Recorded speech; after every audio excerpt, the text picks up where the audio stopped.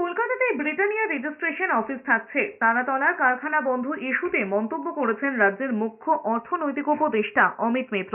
তারাতলায় বন্ধ হয়ে গিয়েছে ব্রিটানিয়া সংস্থার কারখানা, আর কারখানা বন্ধ হয়ে যাওয়ায় তৈরি হয় জল্পনা।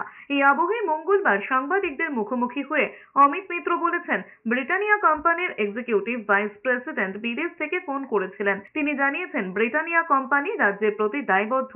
কারখানা বন্ধের কোনো প্রশ্নই নেই, বরং তারা রাজ্যে কোম্পানিকে কিভাবে আরো শক্তিশালী করা যায় তা দেখা হবে। রাজ্যের সঙ্গে বৈঠকে বসা হবে বলেও জানিয়েছেন। অমিত মিত্র আরো বলেছেন, ব্রিটানিয়ার রেজিস্ট্রেশন অফিস কলকাতায় আছে, থাকবে। শেয়ার হোল্ডারদের মিটিংও কলকাতায় হতো, তাই হবে। সংস্থার দাবি, ব্রিটানিয়া চলে যাচ্ছে বলে যেটা ছড়ানো হচ্ছে তা উদ্দেশ্য প্রণোদিত।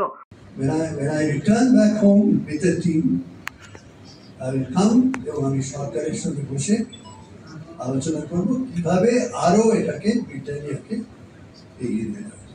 প্রোডাকশন মেথোডোলজি নিজের প্লান্ট ব্যতীত তারা নিজেরা প্রোডাক্ট দেয়, নিজেরা কোয়ালিটি কন্ট্রোল করে, তাদের প্রোডাকশন তৈরি 1000 থেকে 1200 কোটি টাকা, one of the biggest markets in India.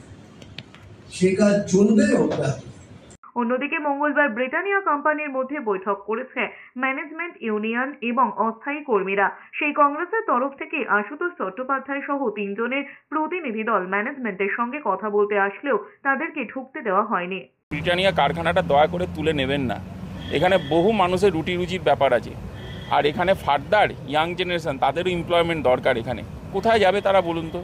এরকম একটা ইন্ডাস্ট্রি যদি বন্ধ হয়ে যায় পশ্চিমবাংলার বুকে, খাস এই তারাতলা ব্রেস ব্রিজ অঞ্চলে, যেটা কিনা একটা ইন্ডাস্ট্রিয়াল হাব ছিল, সেটা তো দিনের পর দিন ক্ষয়িষ্ণু হতে যাচ্ছে। কেন রাজ্য সরকার, কেন কেন্দ্রীয় সরকার, কেন আদার স্টেক হোল্ডার্স বসে এই বিষয়টাকে দিয়ে দেওয়া হচ্ছে না?